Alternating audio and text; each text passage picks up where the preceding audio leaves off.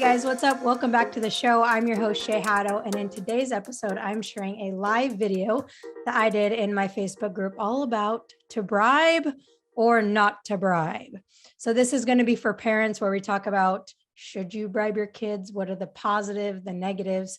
So take notes and remember that whether you bribe or not, it's okay. So I don't want you to feel bad if you do, feel bad if you don't.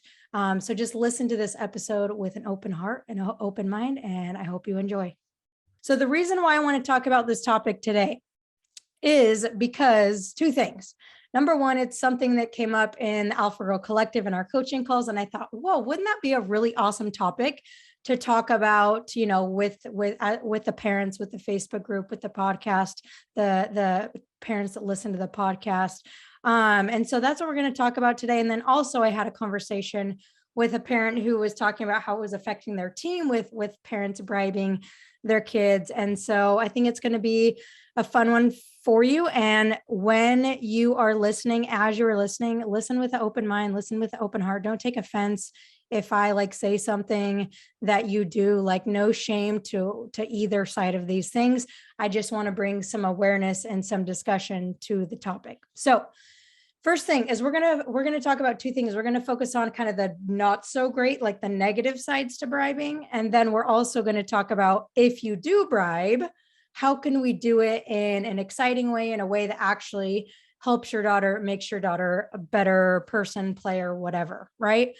So we're going to start with the negative and then we'll end with the positive, right?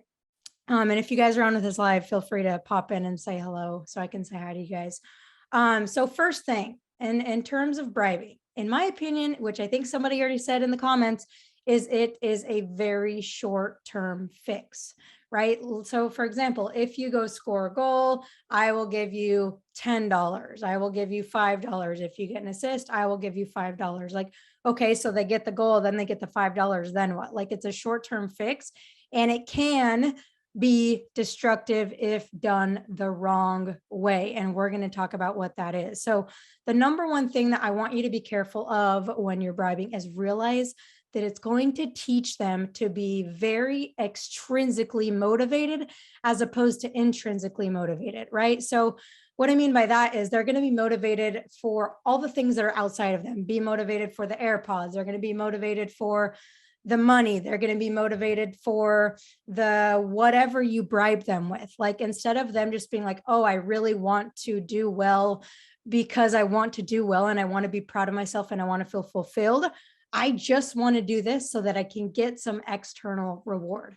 And if this, and I know as a kid, it may not seem like the biggest deal, but if you start doing this with your kid now, it's going to build this kind of this habit of I'm only motivated. I'm only going to work hard for these external rewards. And that's going to it can lead to only doing things, which is going to create only doing things for the external, which is going to create quite the void and a lot of unfulfillment later in your daughter's adult life. So that's one of the biggest ones, is it creates just an extrinsic motivation.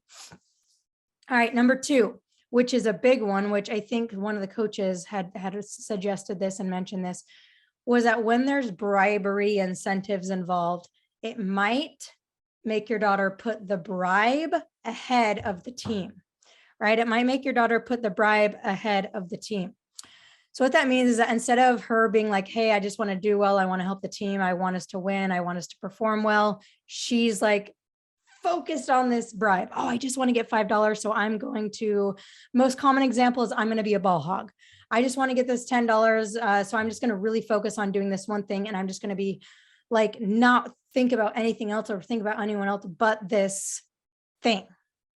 Right. So it can cause a dynamic within the team that creates a lot of selfish players. And there's nothing wrong with taking a lot of shots and being selfish when you need to and taking, attribute it to your sport. There's nothing wrong with that. But when you're just doing the thing for yourself, you're in the wrong sport, right? If you're in a team sport, it can take away a lot from the team dynamics of the good of the team instead of it's the good of me. If I do this, I get my $5. Right? So that's another one. By the way, I have 5 or 6. So we're going to go through these.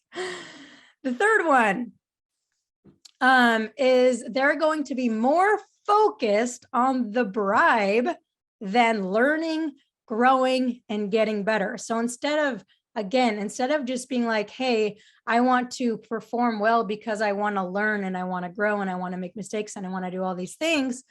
Now it's, I just want to perform well so that I can get this bribe. So this is, I guess, really related to the intrinsic motivation, but it takes away from like the real reason why they play sports isn't to make some money, right? The real reason why they play the sport is to have fun, is to feel, proud of themselves, is to learn, is to grow, is to develop these life skills.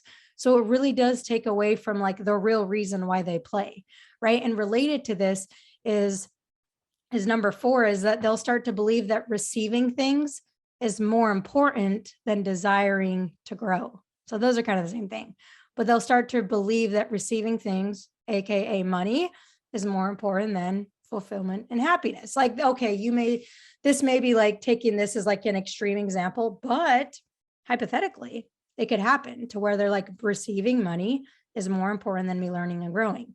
And if there is a bribe involved, do you think that that could potentially stop your daughter from taking chances? I don't want to take chances because if I take chances, that means I'm not scoring goals. That means I'm not getting money. And I'm just using soccer as an example. If I'm not getting home runs, if I'm striking out, if I'm trying new things, if I'm trying new pitches, whatever, that means that I'm not getting my bribe. So therefore, I'm going to hold back and I'm only going to do the one thing that gets me the bribe. That's another thing. And then the last one, which is maybe the deepest and could or could not happen, but something I thought of, is that their self-worth could be attached to the bribe. So I'm not worth anything unless I perform X, Y, Z. Right. And this could happen even without the bribe. Right. This is why I talk about all the time, love your kid for who they are, not what they do. This is all the same thing. And it's like, if your kid only gets the bribe when they perform well, it's like, oh, I'm only worth $10 when I perform well. Otherwise, when I don't do the thing, I don't receive anything, money, love, whatever. So therefore, I'm not worthy. So if these ones make sense, so again, these are the negative things. We could maybe come up with even a bigger list of how it could be destructive. But if this makes sense, let me know in the comments. Give me a yes or a thumbs up. Or if you totally disagree with one of them, please feel free to let me know, because I'm not the know-all be-all. I'm not the expert. I'm just here sharing what I would perceive as a kid going through this, and a coach. So those are the negatives. All right. Now, that doesn't mean that incentivizing is always a bad thing. I actually thought of some really cool ways that you could do it. Some really cool ways that you could bribe your kids and have it be a really growth, expansive, more exciting thing. So number 1, and these kind of build on top of each other. If you are going to incentivize your kids, that's okay. But incentivize your kids based on the controllable factors, on attitude, on effort, on their communication, on things that they can control over goals, home runs, strikeouts, free throws made, like all of those things, the result oriented thing. Focus more so on the behaviors, not the results. So if you're gonna incentivize them, incentivize the behaviors, don't incentivize the results. That's going to create a big, like all the things we talked about. If you just incentivize the results, all those negative things could possibly very likely happen. So again, incentivize the behaviors, not the results. So here's an example. What about instead of saying, hey, I want you to, I'm going to use soccer, basketball, like anything has to do with mistakes, whatever. You can use this for any sport. So instead of saying, I want you to score 20 points today, I want you to get a goal today, I want you to get 3 strikeouts today. If you do that, I'll give you $5. How about, I want you to try 3 new moves today. I want you to go win 5 air balls today. I want you to try and throw it over the plate and really challenge yourself 5 times today. I want you to really focus on your communication today. So instead of focusing on the results, on the outcome, the things they really can't control, let's put more stake in what actually matters, in the learning, in the growth, and the attitude, and the effort. That's what really matters. So if we're going to incentivize, you have to do it from there. You don't have to, but I would advise it. All right. And the other thing that I think this is really exciting is to give them something that'll actually benefit them and help them grow. So here's an example. What about instead of just being like, hey, here's $5, like go spend it on a fidget toy or whatever. How about we're like, hey, here's $5. Let's learn how to invest it. Let's go invest it. Let's open a savings account. Let's go open some investment account. Like, let's actually do something with the money that I'm giving you, that I'm bribing you with. Like, can we actually learn from it? So learning like a money lesson from it could be fun.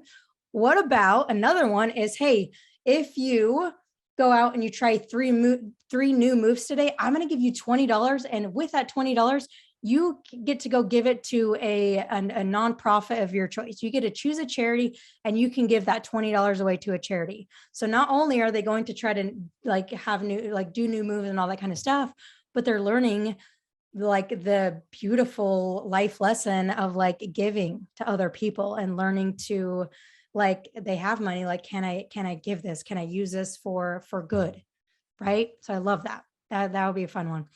And then another one is like, instead of just giving them money, what about like an experience? What about like, hey, if you try this new jump serve 3 times in your game, then we will go, I'm going to use a horrible example, but then we can go golfing as a family, right? What teenage girl wants to go golfing? Probably not that many. But we're going to do some fun experience as a family instead of like, I'm just going to give you money that you can go blow on McDonald's, right? So with this one, again, it's if you're going to incentivize, do it in a way where they can learn from it. So let's learn how to save. Let's learn how to manage our money. Let's learn how to be generous. Let's learn how to give money to other people, serve other people, or let's actually use it to have an experience with each other. I'm going to look at some of these comments that are coming in. Yeah, Andrea, that's huge. We talked about that right at the beginning. For sure. All right. So then the last thing that I want to say, to the point of if you're going to incentivize your children, this is the third guideline I would give you, is to not make the bribe bigger than them or the team. Right. So what I mean by that is if they're more excited about the bribe than they're excited about doing well, or if they're more excited about the bribe than just being a good teammate and performing well as a team, then don't do it. Like, don't do it, period. If they're more excited about the bribe to save money, so let's say you're like, hey, I'm going to give you $10, but like, you're going to save it. If they're more excited about that and they're like, and they're like foaming at the mouth about saving $10, don't do the bribe. Like, don't do it. It's not worth their growth. It's not worth their learning. It's not worth them being a bad teammate. Like, it's just not worth it. So make sure that even if you do, and if you do it in these ways that we've talked about, that you make sure that the bribe, that the thing, that the incentive isn't bigger than them, isn't bigger than their growth, isn't bigger than the success and performance and development of the team. So I feel like that one's pretty cut and dry.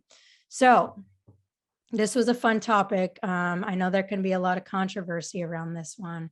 So again, let's do a little recap, and I'd love to hear you guys, like, what was your biggest takeaway from this? Was it one of the things that maybe you don't bribe and you're like, oh, well, this would be a fun way to get them to get outside of their comfort zone and also, learn how to save or whatever. Like, maybe you don't bribe, but you want to try doing it in this kind of way. Like, let me know if something hit home for you guys. Would love to hear what you liked, what you didn't like, what helped, what didn't help.